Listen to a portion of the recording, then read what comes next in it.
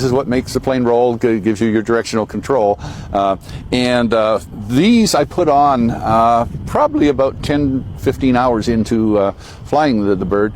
As you get slower, the plane is not as controllable because you just don't have as much air going in the right directions and all that good stuff. The rudders are quite effective, but the ailerons become ineffective. So when you put trailing fences, there's another velocity guy who's had them on for years. That is not the exhaust tube per se. It is where the exhaust comes out, but it creates a jet pump. Now, a jet pump is a very high pressure stream around a tube, and when you, just like a water jet pump, when you push that pressure through there at high rates of speed, it attracts other fluid, and as a result, it takes the cowling and makes it negative pressure, which we talked about the P-51 scoop. That makes sure even on the ground, when you're not flying, you are sucking air through that radiator. You have to check your oil and your radiator fluid and add oil now and then. So I've got this door here, which is custom built. There's my rad cap, there's the dipstick, and there's where the oil goes in. So it's all together, nicely accessible. And we put it down, we snap our fingers, and it closes. Inside and see what the interior looks like. It's looking pretty good these days. We got a lock so we don't accidentally get the door open while we're in flight. That's not a good thing. Our handle's under here. Lift up our gull wing and mark. We have a beautiful panel with a 10-inch Dynon screen, Garmin 175, and an iPad mounted on the panel.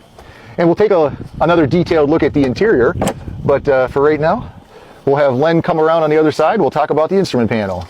All right.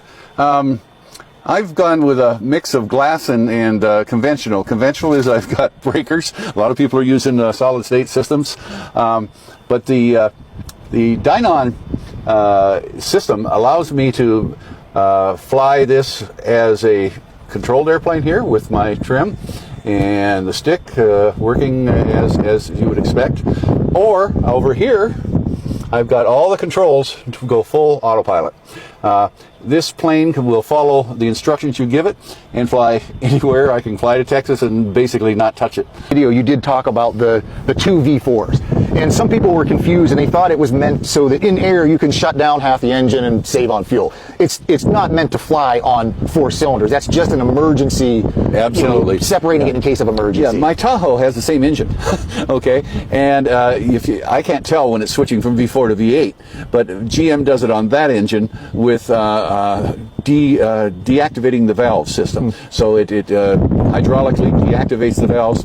That makes it so it isn't pumping air because it becomes an air compressor. Right. Mine, when I shut off one, the valves are still opening, pistons obviously going up and down, and it's an air compressor. And it actually detracts from your fuel economy when it does that. Yeah, okay. So, but no, it's totally for redundancy. I've got redundancy